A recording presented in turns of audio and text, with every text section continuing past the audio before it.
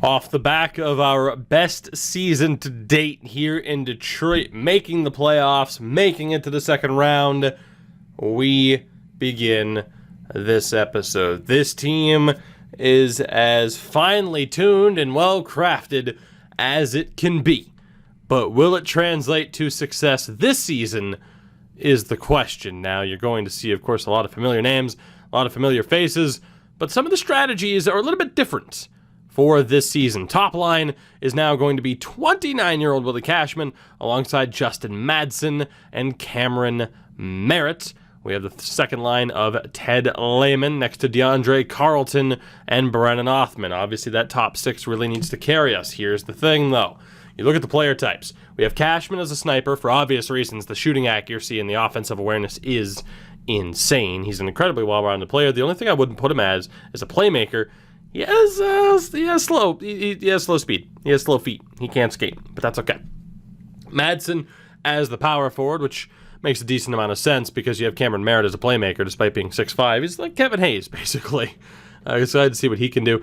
Lehman as the sniper on that second line. Carlton as the power forward at center, and then Othman as the playmaker. Here is the difference this season.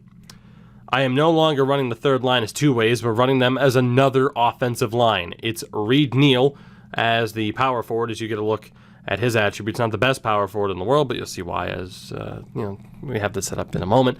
Aiden Fowler is there as the playmaker, and then Aiden Recchi. Look at that shooting category. We're going to try to make the most of it. Only a medium 9, but with that shooting category, who knows what he could be. The fourth line, still grinders, but you notice the ice time allocation. Our coach likes to run 3 lines, so basically it's these guys get thrown out there when the 3 waves of offense in front of them are tired. Alan Maldine has made the team next to Brian Pino, who is here as well. Pinot, I guess it would be. I guess I'm going to go with Pinot for this episode. Not much of a grinder, but, just get out there and do your thing. And then Harvey Brennan, still on the team as well. Defensively, it is now 30-year-old, multiple-time Norris Trophy winning Jamie Drysdale alongside one Matthew Bales. We have on the second pairing Khalil Suter. Of course, got called up last year, scored in the playoffs. He'll be playing alongside another former 4th overall pick in Eddie McGrath. A little bit tough to throw away that top pairing of Bales and Drysdale with that +5, so we didn't. Third pairing is Angelo Delmas alongside Jesse Anderson. The goaltending for this season, it is still going to be Howard Lowe and Tristan Lennox, but once we get to the playoffs, who's to say who will be between the pipes? This is Howard Lowe's chance to prove that he should be the starter in the postseason. In the AHL, you see familiar names, McCauley, Hoffman, Galad. They just haven't made it. I can't get that +1 out of there without changing player types, even though they're all grinders. It's kind of weird, actually, here. This should do it just by putting them on a different line. There you go. Defensively, it's Sasaki, Vigilante, Lacosta, Goran, Stock, and Gretz. Goaltender, of course, Torres. Very disappointed in him and the fact that he is not going to develop. But simply put, we should make the playoffs again.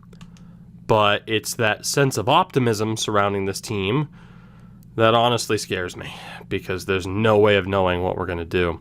When it comes to the draft, of course, we had already taken a look at it. It's not scheduled to be a very good draft. Rudy Holloweg, Zach Payer, the top players on the board. So we'll see what happens here. We need this team to perform at a pretty high level, but there is no guarantees in such a thing happening.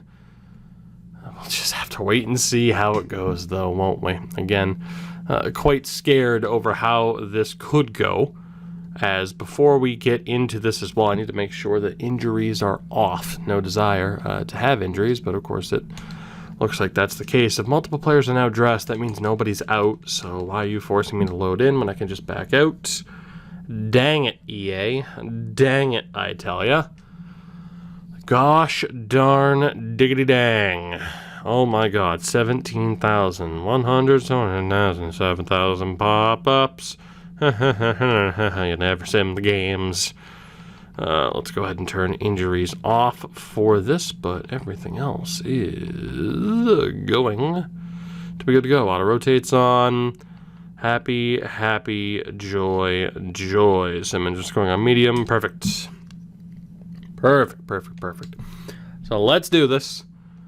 Let's see first and foremost before we get into the sim. Oh my god, the menu lag right now is so bad. What our overall ratings happen to be for this season. 96 offense, 84 defense, 79 in goaltending.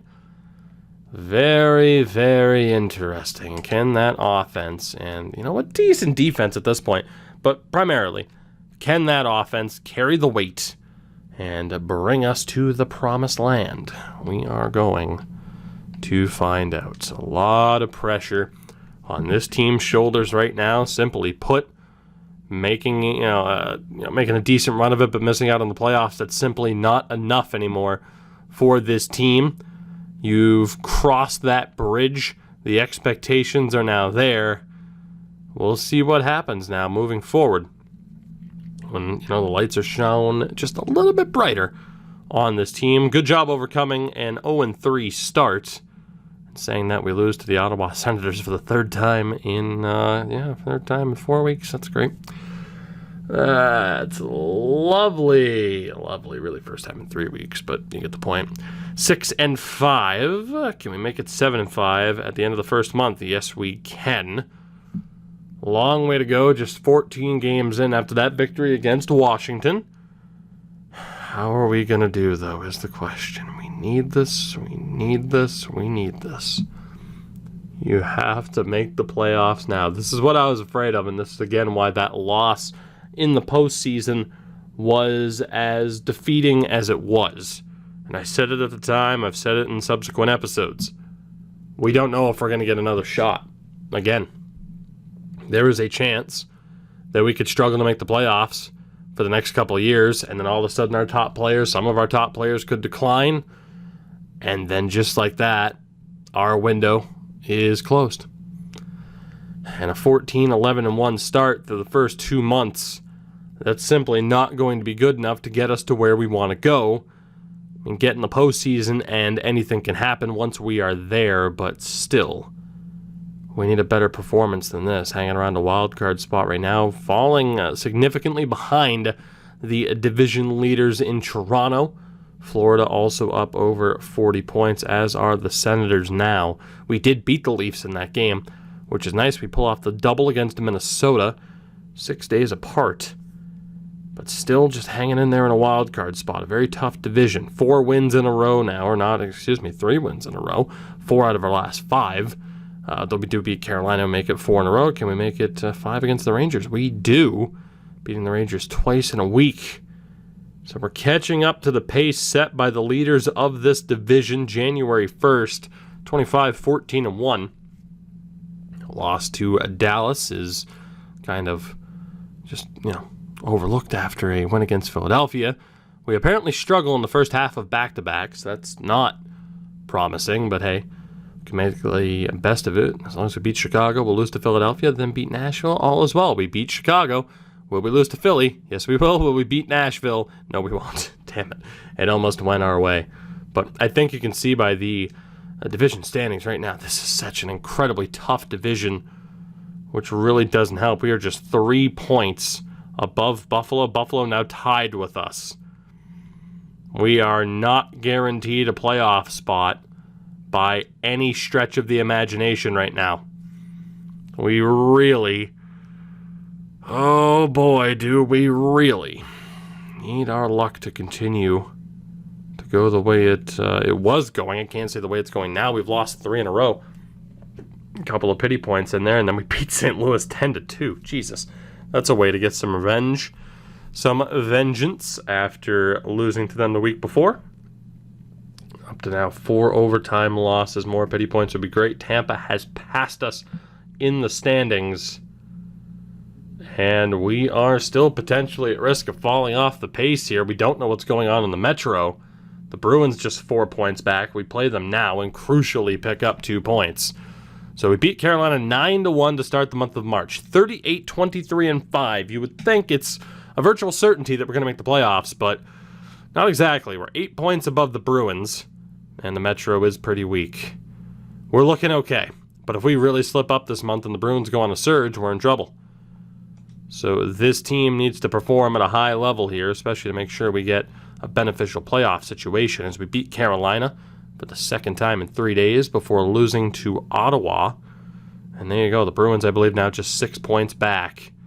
We do beat New Jersey, though, 6-0 for our 40th win of the season. Another game here against Nashville. We beat them 4-1. And now Montreal, the team in the basement of this division, we beat them in overtime. Things are looking okay for us right now. Will that continue is the question. We're just 2 points back of the Panthers in the standings. So huge moments here. Western road trip, we beat Vegas. What about Vancouver? We lose to Vancouver, now down to 8-2 in our last 10. Anaheim's next really good team out west, we beat them 7-1. Tampa and Boston are next, 2 teams directly below us in the standings. 2 points separates us and the Lightning. 2 points separates us and the Lightning, easy for me to say, with just 8 games to go. The Bruins are virtually out of it. We are going to make the playoffs, barring a magnificent collapse. But now the question, I mean, if we hold here, we're playing Columbus. If we move up, we could play Ottawa. There isn't really a favorable situation here no matter what, aside from just finish ahead of Tampa. That win's going to help out a lot. Finish ahead of the Lightning and avoid a ridiculous first-round matchup. As we lose to the Bruins, which honestly might be for the best. I think we want Florida to have to play Boston. Then again, New Jersey or Columbus, it's not going to be any easier. Ottawa again there. But for the second time in as many seasons, we have made the postseason. So cross that off your list.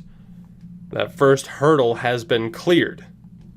But what happens once we get to the playoffs is the question. We have 2 games left this season. 1 win in these last 2 guarantees us the top wildcard spot. I don't think we can any longer catch Florida, which, to be honest, is what we'd want to do because Columbus is insane. They've gone on a heater. Hopefully we can beat Pittsburgh here.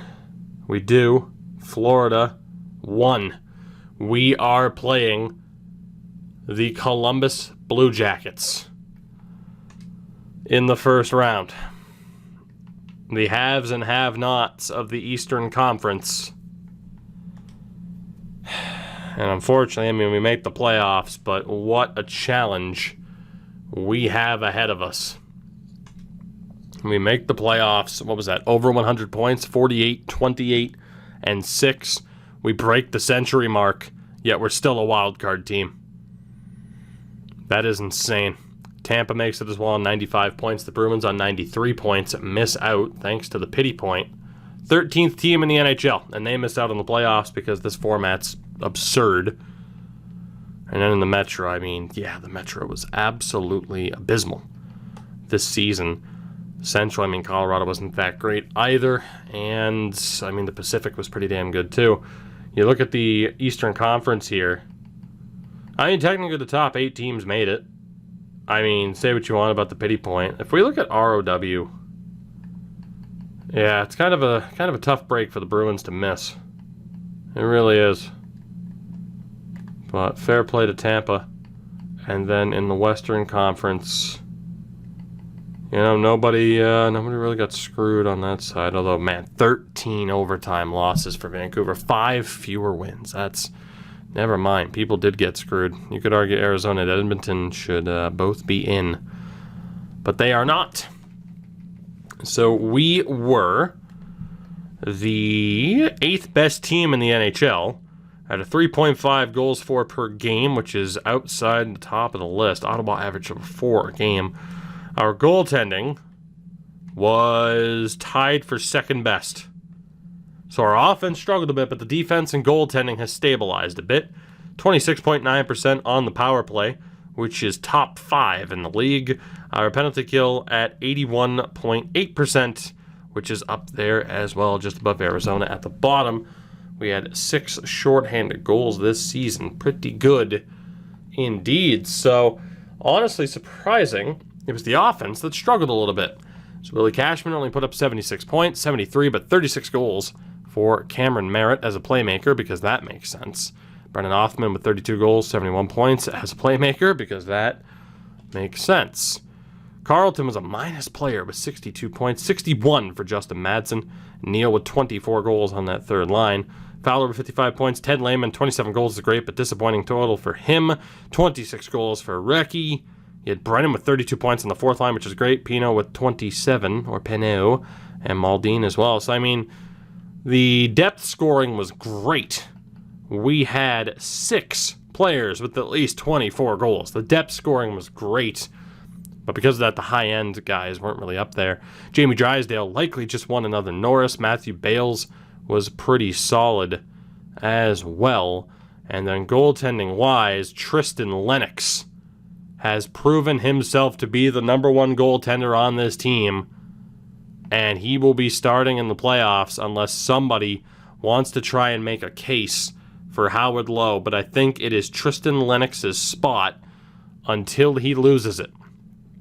As you get a look here at the top scorers at this point, of course, created players doing what created players do. As crazy as that is. And then defensively, Rasmus Dahlin, I think, just stole. He did. He stole the Norris by 5 points over Drysdale. That's a damn shame. Sean Cantor, 139 penalty minutes. Jesus Christ, he's a legitimate top 2 defenseman, though. What's your discipline? 87. Apparently not. And the goal-scoring king, it's going to be Ian Mitchell, isn't it? Yep. Now 34 years old, Ian Mitchell has 287 career goals. Honestly, as much as I like having created prospects in the game that EA don't have the rights to add, the way they work right now,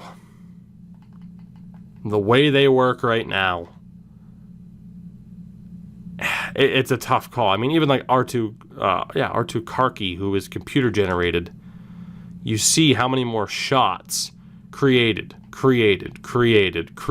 for me. Created,